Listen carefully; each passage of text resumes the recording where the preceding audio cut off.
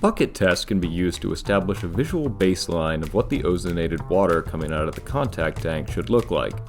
Once you've established that baseline, you can then use this to check your water periodically to confirm that your system is supplying ozone and that the readings on the system are correct. So we're going to do a bucket test here. We're going to open this up. We're going to fill this water. We're going to fill with water.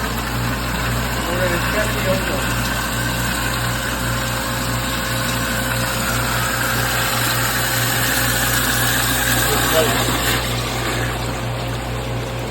Now you should be able to smell a little bit coming off of it.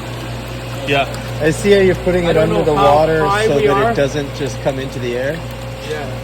And then it looks pretty murky, so there's a lot of little micro bubbles. That's correct. Awesome. Okay. So, and it's saturated.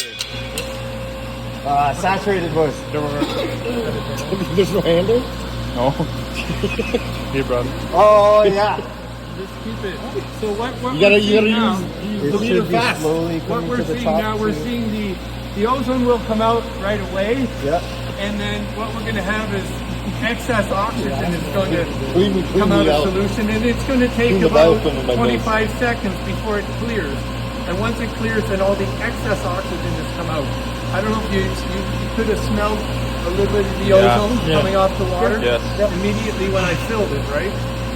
But just keep that on there and we'll just watch it and it'll clear. And you can do this test anytime, just to confirm. If you think down the road, is my ozone system actually giving me ozone? Okay. You check it like this, as a bucket test. And that's just the ozone tank, that's not...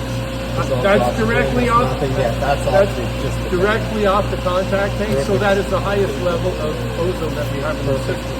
And you see it starting to clear now.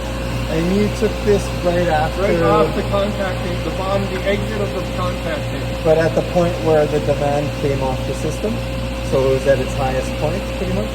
At the highest level of what it's being ozone. called for, yeah. Ozone. Okay. There you go. And now this is basically Oxygen dissipating the excess oxygen. And how? H2O2, I guess, right? No, O2. Just O2. H2O2 peroxide. And there it is. You see now it's clear. That was a test. And at the point where it's cleared, you still have a high level of... You still have 40 ppm of dissolved oxygen. That's the